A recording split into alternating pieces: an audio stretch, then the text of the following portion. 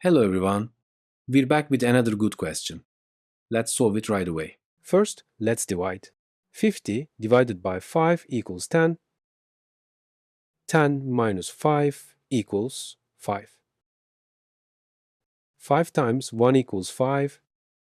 If you solve this, you'll make an error. So how do we solve it?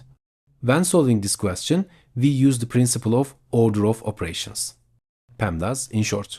P stands for parentheses, E stands for exponents, M stands for multiplication, D stands for division, A stands for addition, S stands for subtraction.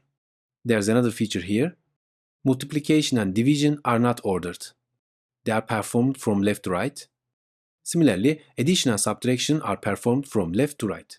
Now, let's solve the question using these rules. First, we divide and multiply. Let's begin.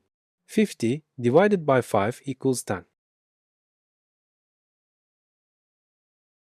5 times 1 equals 5. 10 minus 5 equals 5. If you solved it this way, congratulations.